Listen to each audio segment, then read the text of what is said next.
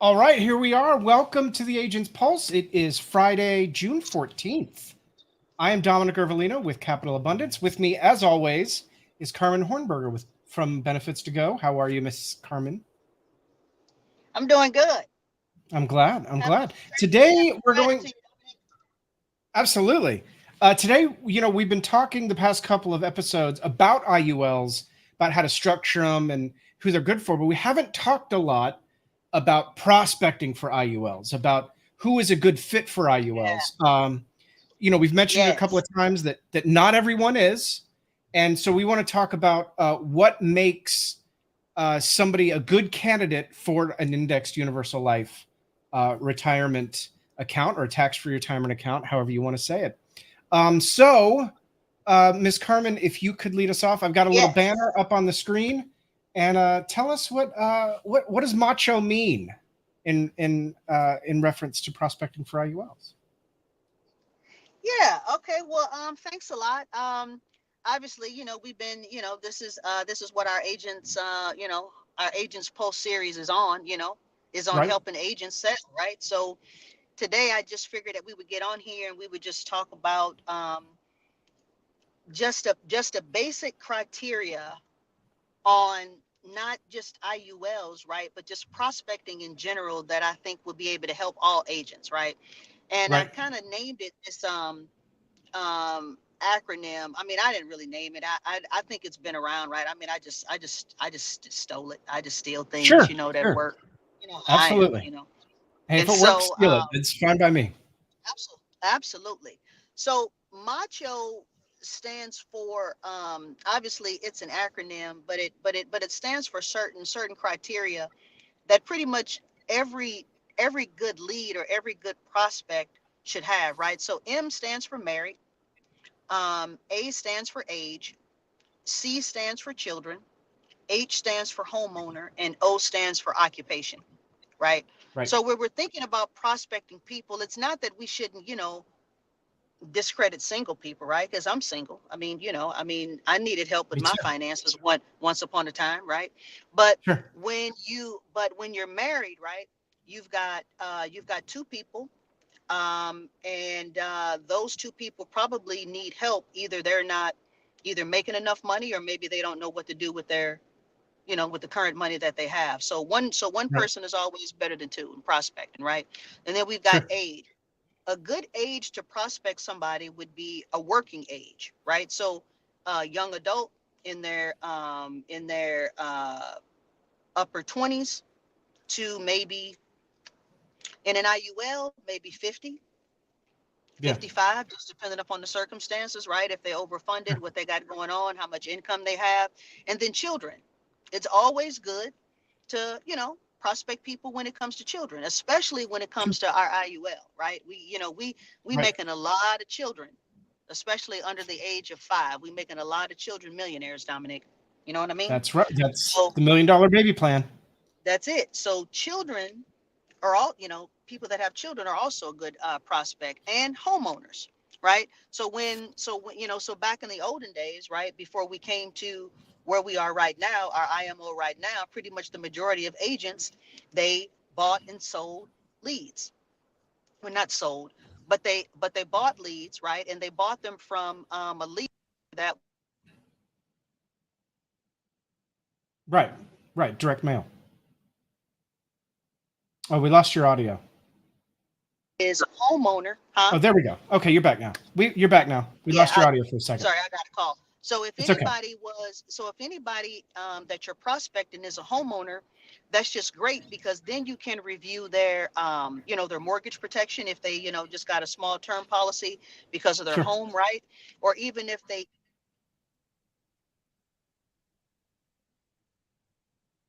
Right. Oh, we lost your audio again. Oh, maybe she can't hear me. Hey, Carmen, we lost your audio again. Can you hear me? Can you hear me? We lost your audio again.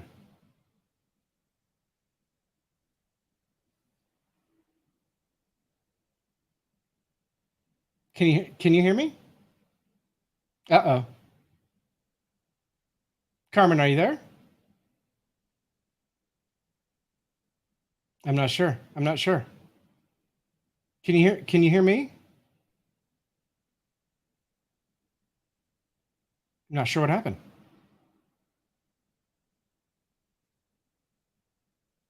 Hey, Carmen, can you hear me okay? Well, what we were talking about was homeowners, right? So at our old, back in the day, the main way that we would get that we would get prospects is they would have direct mail postcards that would go out when somebody bought a home or refinance. Somebody got a mortgage, whether it was on a property, a home, a refinance, anything.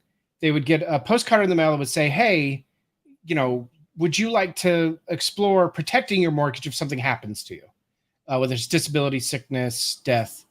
And they would return the information, say, "Yeah, I would like to talk to somebody about that." And then the agents would get the would get the information back and give them a call.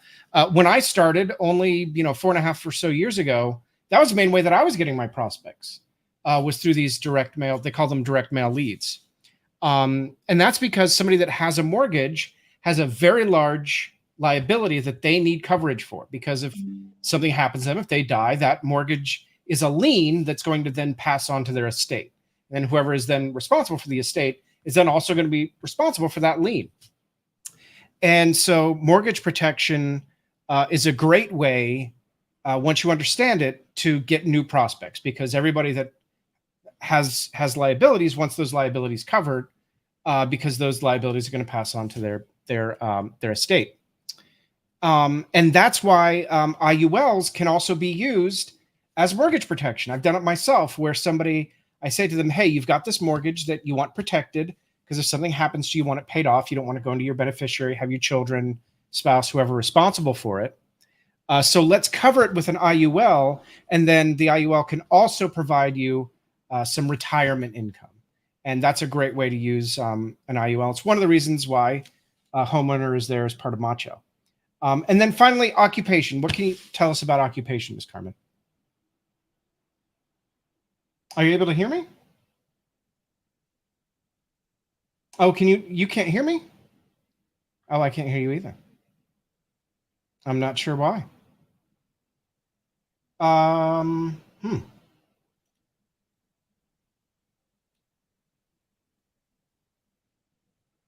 I don't know. You can't hear me? Okay. Well, I guess I can keep talking and you can see if you can work on your audio issues. So occupation is also really, really important, because we want to get an IUL to somebody that is employed. Oh, wait. Now I can hear you. Okay. So I talked about homeowner for a good minute, but I haven't talked about occupation yet. So tell us why occupation is part of MACHO. Occupation is part of MACHO because the last thing that we want to do is not talk to somebody that doesn't have a job. Yeah. Yeah, because there's suitability requirements for IULs. So somebody that's not employed, that is not going to meet the suitability, not going to meet your fiduciary responsibilities when you're suggesting the right product for them. Nope, it's not. Not at all. Absolutely not at all. No. The last thing that we want to talk to is somebody that's unemployed. Yeah. Or somebody that's even filed for a bankruptcy within the past 3 years. Right. Or somebody that's on disability, that's on Social Security disability. About an IUL, there's other products for them. It's not that we can't help them. It's just that an IUL is not right for them. Absolutely. Mm-hmm. Okay. So since we're talking about all of these things, what is a great way to find somebody who is married, is the proper working age, has children, a homeowner, an occupation? What are some ways to find prospects like that? Well, church, work, well, not work, but it just depends upon what job you have, right? Not all jobs in corporate America. You can't go around prospecting people at your job. No, a lot of places be upset about that. Exactly. But the type of job that you have, if you're B2B or you're just out, right? You can collect some names. Right. Networking events, Chamber of Commerce. Where else do I network? I network inside women's groups. Okay. Right. Either just local women's groups, either on Facebook groups. Right. all of that. I'm Yeah. trying to think of I do trade shows. I'll set Yeah. up a booth. I'll set up a booth in a second. Sure. Sure. Trying So to one think thing I'm what- looking at is Saturdays in Asheville. They have a lot of activities downtown, different festivals and that sort of thing. So one thing I've looked at recently is what is it going to cost for me to be able to set up a table and just say, let's, I'm here. You can get a free financial consultation. So that's one thing I've been thinking about. Yep. Yeah, those are anywhere where there's people. It's not necessarily like where married people hang out. It's just anywhere where people just anywhere where people go. And I tell people it's not like rocket science. Just go where you usually like to go. Right. Just continue to do your thing and just go where you usually like to go. It's like, you don't need to, make this like work and, Sure. make it taxing and go someplace, go places that you don't like to frequent. Just go where you usually like to go and prospect. Yeah.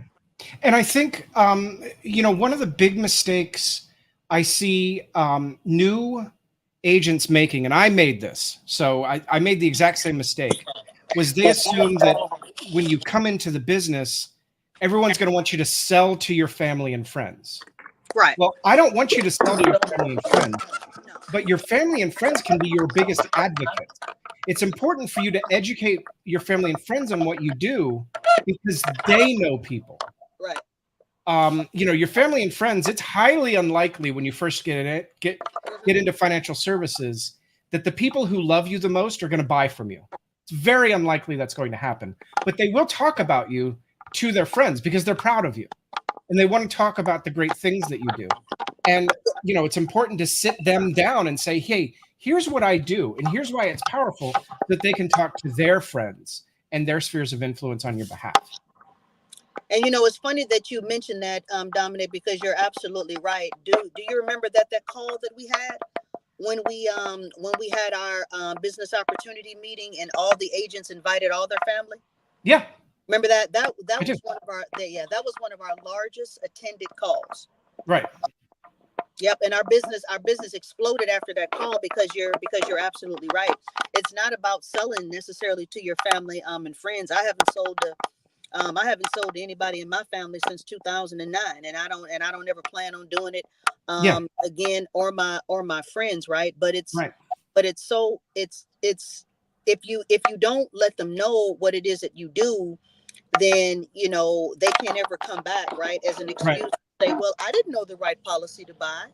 Well, I didn't know you did rollovers. I didn't know that you can help me continue to save and grow my money in retirement without me having my money in the market. I didn't know you did that. Right. And I've helped a few friends and family, but only when they approached me. Right. I never approached them and said, hey, tell me what's going on with your life insurance. No. I wouldn't say never. Because it came up in conversation. Right. I talked to somebody that said, oh yeah, I just got a new job. Okay, well, what's going on with your 401k from your last job? Right. I'll do that, but I never sat down all my friends and family on a group chat and said, hey guys, I'm going to sell you some life insurance today. Right. Exactly. All right. Well, to wrap this up, what would you like to say about Macho and anything that we didn't talk about that you wanted to bring up? I just want for people to know that IULs is just as easy to sell as term insurance. Yeah. It's all about your mindset. It's all about learning key concepts about a product and just going out and explaining it based upon these macho characteristics. Right. You don't have to know everything about a product.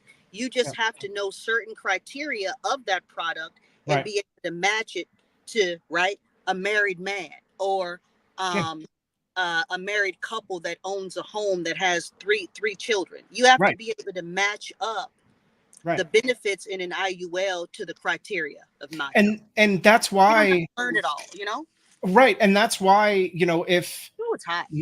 I'm just going to say, if you join Carmen or I's team, you get to work with somebody that does know how to set all those things up. And so if you work with one of us, you know, and you get somebody that you think is good for an IUL, guess what? We'll absolutely help you put that deal together.